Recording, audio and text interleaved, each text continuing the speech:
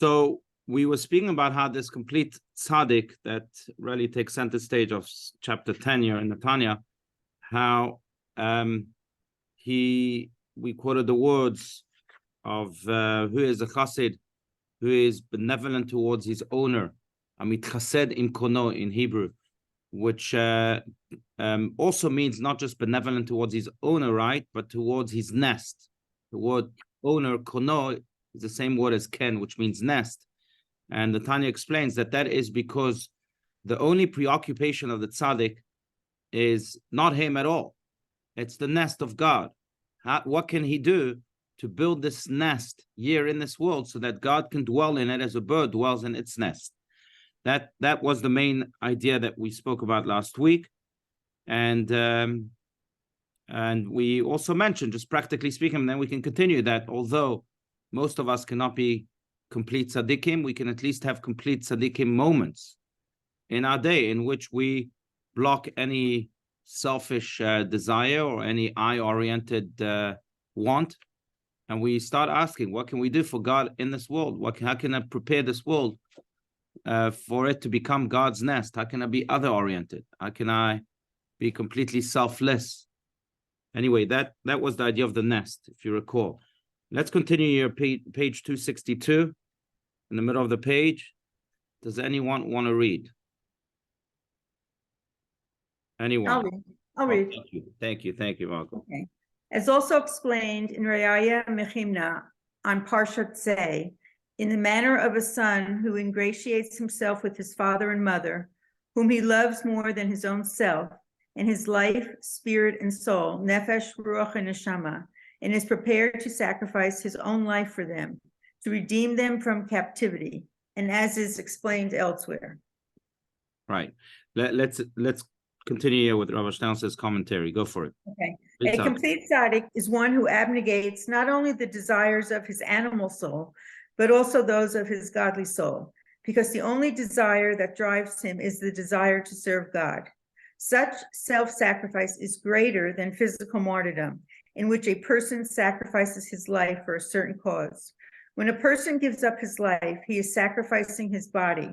But when a person forgoes the positive and holy desires of his soul for the sake of heaven, the sacrifice is much greater. Right. Let's stop there for a second. So you may ask the question, well, 1 second. How can you sacrifice your godly soul for God when the godly soul wants God? It's not a sacrifice, right? What does it mean to sacrifice your godly soul for God? To sacrifice the animal soul, that we can understand. But what does it mean that complete tzaddik sacrifices his godly soul for God? His godly soul wants God. It's not a sacrifice. It's the biggest desire of the godly soul to be connected to God. But that is what a complete tzaddik does. And the way to explain this is maybe to think of godly channels or godly exercises that the godly soul wants, yet it has to put them aside in order to serve God. So, for example, I may want right now to fly into prayer, into ecstasy, and I want to meditate, I want to contemplate, and I know that that's coming from the godly soul. The godly soul wants to connect to God through prayer. But on the other hand, I also have to attend to this nest that we spoke about, right? And someone needs me, or whether it's my children who need me, or that it's my wife who needs me, or maybe some stranger that needs me. And I know that in order to best prepare this nest in this world, I have to go and attend to those who need me. So I'm sacrificing my godly desire to pray, my godly soul, therefore, in order to serve God. And this is exactly what the complete tzaddikim do. That they don't sacrifice their bodies. I mean, if they had an opportunity to do so, they would. But every day of their lives, they sacrifice their godly souls, because it's not about them and their godly desires. It's about God and his desires. God wants a nest, so that they put those desires aside, which, by the way, must be very, very hard, because a complete tzaddik is entirely holy, entirely spiritual, entirely he's a walking godly soul. But sometimes he even has to put that aside in order to build this nest. So anyway, that was just to explain that. just want to say one more thing, and then we can go further, or I can hear from you, because I want to hear your comments and your questions, etc. But just one more idea, and that is that it's interesting because we find ourselves in this duality. If you think about this, every one of us lives in two worlds. I'm not talking about the animal soul versus the godly soul. Those are two separate worlds. I'm talking about this duality of living an individual life versus living a communal life. A life in which I develop the I, and a life in which I have to develop the we, or the world around us. Every one of us has that duality. We are people for ourselves, and we are people for the world, whether it's the immediate world around us, our families depend on us, or whether it's our friends, our social, or whether it's, again, strangers in the street that might depend on us for very specific moments of the day. So we find ourselves in this constant battle between the two. Should I not focus on the I, or should I go on the outside? And what's interesting is that the complete tzaddik solves this duality by saying, I'm going fully on the outside. I'm going to be fully community-oriented or world-oriented. But what's interesting is this, that the complete tzaddik finds that when he is completely community-oriented, he develops that I even more so. And it's true for us on a smaller level, that sometimes the best way to develop the me is to go to the we. And that's why they say maybe that the Talmud says that, yoter ma'asher ba'al habayit oseh la'ani, ani oseh le'ba'al habayit. That more than the master does for his servant or for a poor person, the poor person does for the giver of the tzedakah. More than you give, you receive when you are we-oriented. Because eventually, being community-oriented is also what develops the I. And that, in a way, is the strategy of the complete tzaddik. How does he deal with this duality? Where should I be? By saying, okay, I'm going to be entirely devoted to the nest of God, and then that in of itself builds his tzaddikut, his being a tzaddik, or his holiness. That's one way to deal with it. Is it a way that everyone should adopt? I don't know. But it's one way to deal with this duality that I'm sure every one of us feels. Especially that the world needs us maybe today more than ever. But anyway, so that's just another note, another way of looking at things here.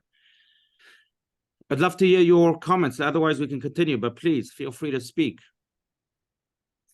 Anyone? Okay, so let's continue. At one level, a tzaddik desires to withdraw. At one level, a tzaddik desires to withdraw from all worldly affairs and cleave to God. But at a higher level, he is prepared to waive this desire because God wants him to be in the world. This is the highest form of self-sacrifice, the sacrifice of the godly soul's desire to enjoy the closeness of God. This is the conflict that faces the tzaddik, not the conflict between the material desires of the animal soul and the holy desires of the godly soul, but the conflict between the godly soul's desire to unite with God and its duty to fulfill its mission in life of redeeming God from his captivity in the concealment of creation, of reuniting the Holy One with the Shekhinah and godliness, the godliness that transcends creation with the divine presence implicit in the world. Right. So, there's it comes to mind, but there's this Kabbalistic prayer that speaks about, and some people say before the Baruch She'amar prayer in the morning. Some people say before actually doing a mitzvah. Sephardic Jews actually say it quite often before saying doing a special mitzvah. They say a prayer called L'Shem Yichud, Kudsha Brichu Ushchinte, which really means I am about to perform this mitzvah in order to unite God, Kudsha Brichu, and Shekhinah, and his divine presence. L'Shem Yichud Kudsha Brichu Ushchinte, the unity of Kudsha Brichu, God, and the Shekhinah. What this refers to is that, and that's why people say before doing a mitzvah, especially a special mitzvah, but what this refers to is this unity between the world and God himself. And by the way, the ultimate unity will usher in the Mashiach and the era of redemption, because that's when heaven and earth will really once again become one. but every mitzvah contributes to this unity. Every time I do a mitzvah, I'm not just doing something good in the world, but I'm actually bringing heaven and earth closer. And hopefully every mitzvah brings it closer and closer until they become one, until in earth we'll feel heaven, and even in heaven, they'll feel earth. But that's the ultimate purpose of every mitzvah. And therefore, this prayer is recited. Why am I saying this? Because in a way, a tzaddik is devoted exactly to that, to yichud kudsha b'lichud shchintei, to the unity of God and his earth, not to the unity of God and himself. Many people are devoted to the unity of God and themselves. Now, you can't blame them. They're not being driven by the animal soul. They're good people. They're holy people. But at the end of the day, it's only about themselves. The complete tzaddik does not even care much about himself.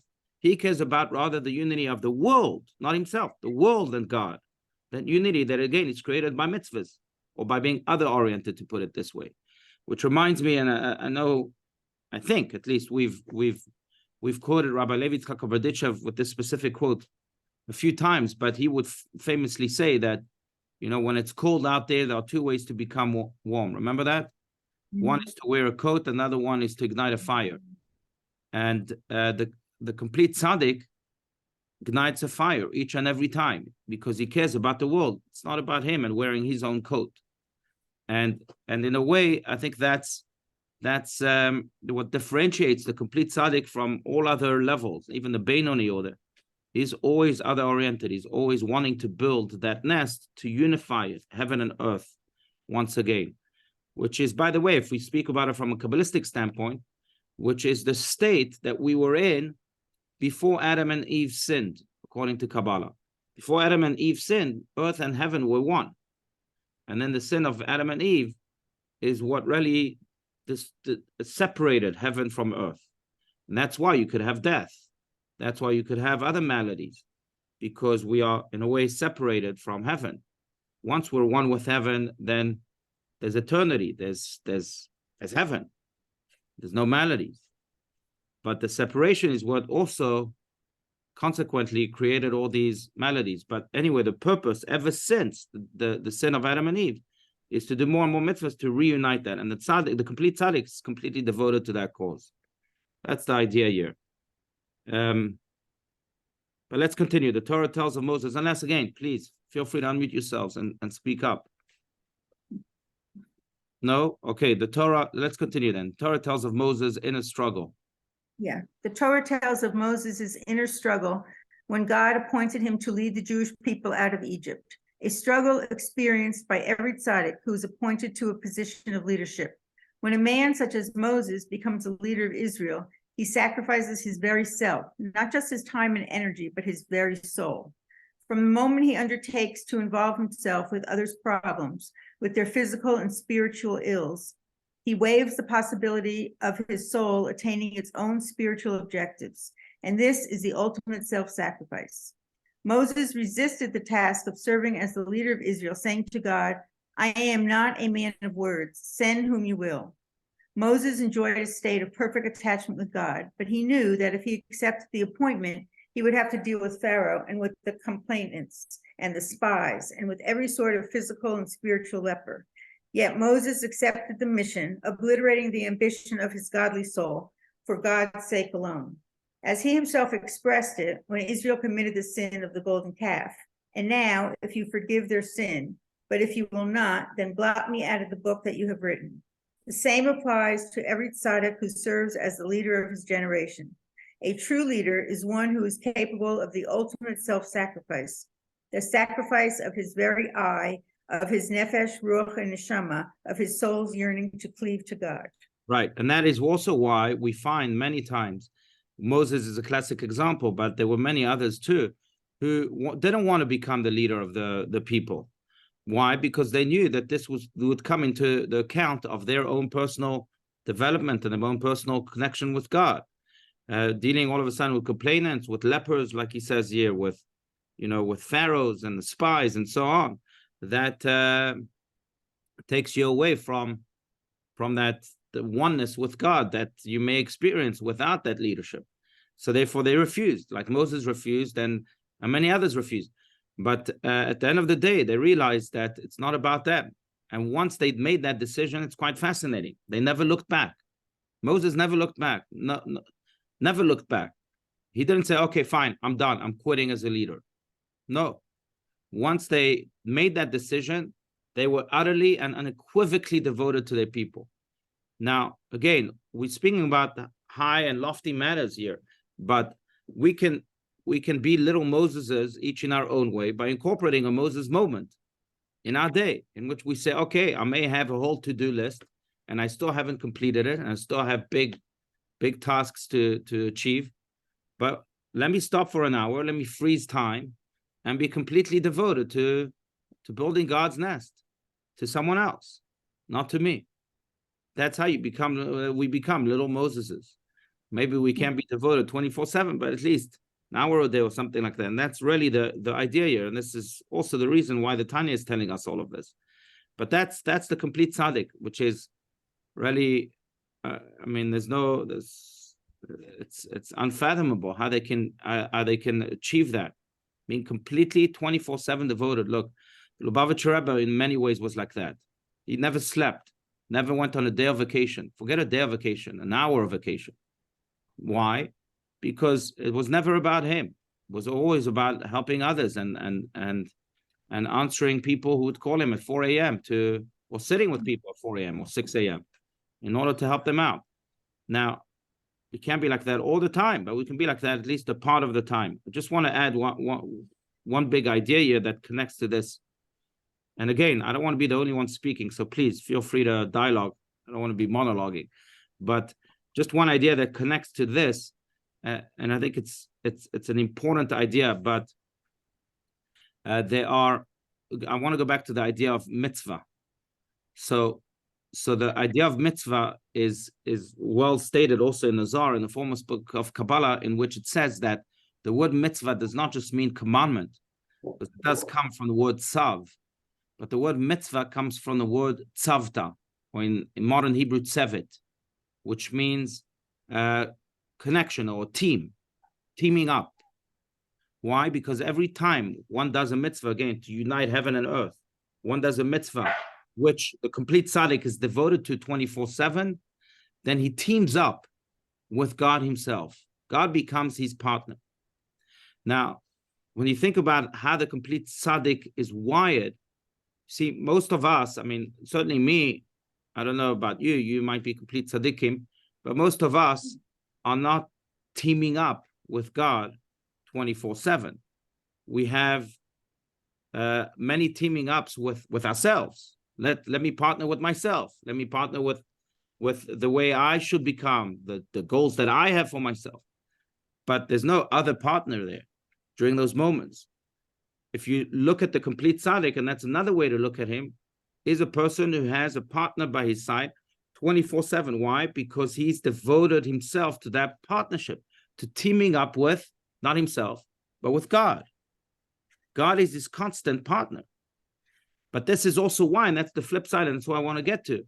This is also why the maybe benefits, quote unquote, of a complete tzaddik is that once he made that decision to have a partner 24/7, to team up with him, completely devoted to that partnership, God says, you know what? Like it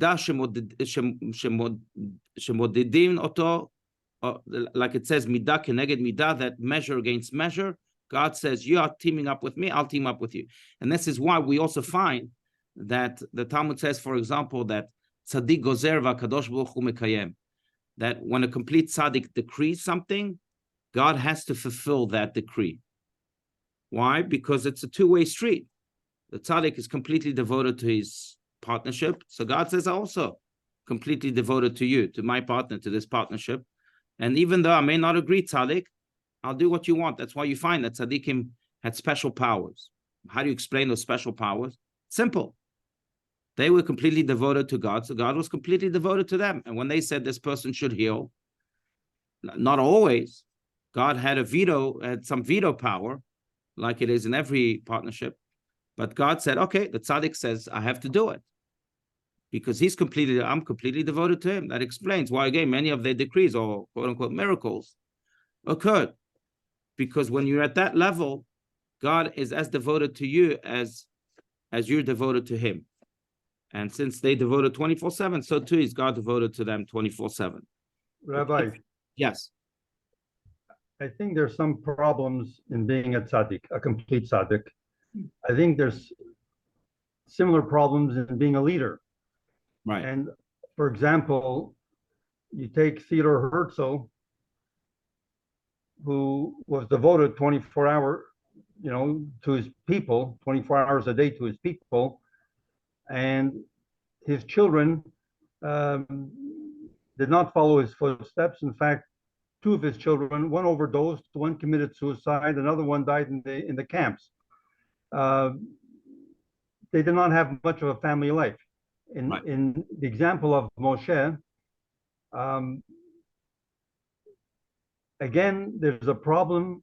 The Torah discusses very little bit about his children, but I think in Judges, one of his sons is involved in idol worship to the tribe of Dan, whereas the other son is not even mentioned any further, as compared to Aharon, whose children continued the priesthood.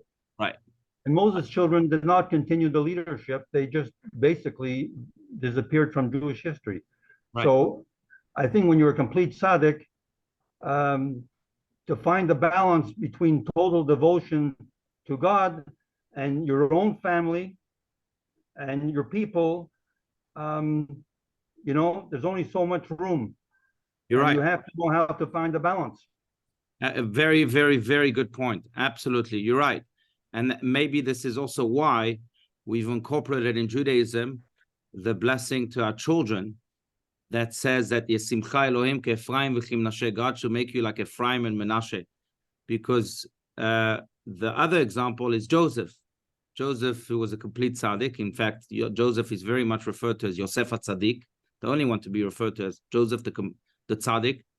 But thank God his children turned out okay. And even though they lived in the Egyptian culture, they remained true to who they were, Ephraim and Menashe. And that's why we say to our children that you should follow the Ephraim and Menashe example, not the ones that you quoted, the other examples. But it's certainly a big difficulty that a tzaddik has to sometimes be completely focused on. Even though a lot of it sometimes it's also beyond our control, but you're right. You can't desert your family. Look, there's many, many examples of great people whose children just couldn't follow their footsteps, and they felt as if they were melting in their shadows, so to speak, and they went to other ways. Einstein is another example, by the way, and you can think of many others. Yeah, I mean, I'm not going to quote not to denigrate people, but you're right. And just for fun. Yeah. You know how many siblings Chaim Weizmann had? No, how many? Chaim Weizmann? How many? He was one of 15 children. Wow. I just thought I'd let you know. Okay. Oh, never knew that. Yeah, I never knew that. But that's an excellent point. And that's why, yes, sometimes you have to recalibrate and say, okay, this is my area of focus. But the point being, again, that you are completely devoted to this nest. And the nest has to include your children too. We can't overlook that. So that's an excellent point. Thank you, William. All right, friends, it's always a pleasure. Thank you for really your consistency of Sunday mornings. It's really inspiring.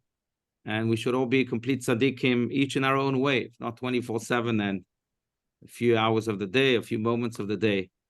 And certainly the world will then reunify with heaven, and please God, then greet the Mashiach. All right.